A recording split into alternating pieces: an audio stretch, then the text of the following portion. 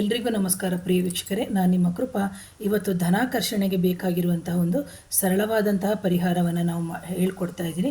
48 ದಿನಗಳ ಕಾಲ first time ಮಾಡಿ, ಆನಂತರ ನಿಮಗೆ ಗೊತ್ತಾಗುತ್ತೆ. 21 ಸತಿ ಹೇಳಬೇಕಾಗುತ್ತೆ. ಸೊ ನೋಡಿ, ಒಂದು ಶುದ್ಧವಾದ ಗಾಜಿನ ಲೋಟ ತೋರಿಸ್ತಾ ಇದ್ದೀನಿ. ಆ ಗಾಜಿನ ಲೋಟಕ್ಕೆ ನೀರನ್ನು ಹಾಕೋಬೇಕು. ಹಾಕ್ಕೊಂಡು ನೀವೇನು ಮಾಡಬೇಕು, ಇಂಗ್ಲೀಷಲ್ಲಿ ಹೇಳೋರು ಇಂಗ್ಲೀಷಲ್ಲಿ ಹೇಳ್ಬೋದು, ಕನ್ನಡದಲ್ಲಿ ಹೇಳೋರು ಕನ್ನಡದಲ್ಲಿ ಹೇಳ್ಬೋದು. Money is flowing on me, money is flowing on me ಅಂತ ಹೇಳಬೇಕು, ಅಥವಾ ಮೈ ಅಂತಲೇ ಹೇಳ್ಕೊಬೋದು. ಇಲ್ಲದಿದ್ದರೆ ಕನ್ನಡದಲ್ಲಿ ಹೇಳೋರು ಏನು ಹೇಳಬೇಕಾಗುತ್ತೆ ಅಂದರೆ, ಹಣದ ಹರಿವು ನನಗೆ ಆಗ್ತಾ ಇದೆ, ಹಣದ ಹರಿವು ನನಗೆ ಬರ್ತಾ ಇದೆ. ಅಥವಾ ಹಣ ಅಂದರೆ ಕೇಳ್ಕೋಬೇಕು, ಹಣದ ಹರಿವು ಅಂತ ಹೇಳಿದಾಗ ಒಳ್ಳೆಯ ರೀತಿಯಲ್ಲೇ ಬರಬೇಕು ಅಂತ ನಾವು ಕೇಳ್ಕೋಬೇಕು. ಹಾಗೇನೇ ಹಣವು ನನ್ನನ್ನು ಆಕರ್ಷಿಸ್ತಾ ಇದೆ, ಹಣವು ನನ್ನನ್ನು ಆಕರ್ಷಿಸ್ತಾ ಇದೆ ಅಂತ ಇದು ಬಂದು ಒಳ್ಳೆಯ ಆಕರ್ಷಣೆಯೇ ಆಗಿರಬೇಕು. ಅದನ್ನು ನೀವು ಮನಸ್ಸಿನಲ್ಲಿ ಇಟ್ಕೋಬೇಕು.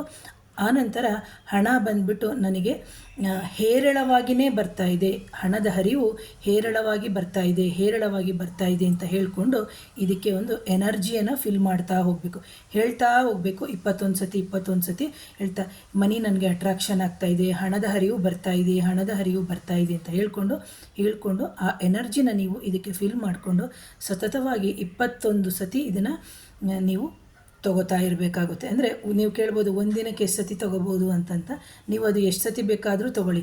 ಈಗ ಒಂದಿನಕ್ಕೆ ನಾವು ಕೆಲವರು 4.25 ಲೀಟ್ರ್ ನೀರು ಕುಡಿತೀವಿ, ಕೆಲವರು 2 ಲೀಟ್ರ್ ಕುಡಿತೀವಿ, ಕೆಲವರು 3 ಲೀಟ್ರ್ ಕುಡಿತೀವಿ. ಈ ಥರ ಅದನ್ನು 21 ಬಾರಿ ತೊಗೋಬೇಕಾಗುತ್ತೆ. ಒಂದು ದಿನದಲ್ಲಿ 21 ಬಾರಿ ತೊಗೋಬೇಕಾಗುತ್ತೆ. ಅದು ಗಾಜಿನ ಗ್ಲಾಸೇ ಆಗಿರ್ಬೋದು.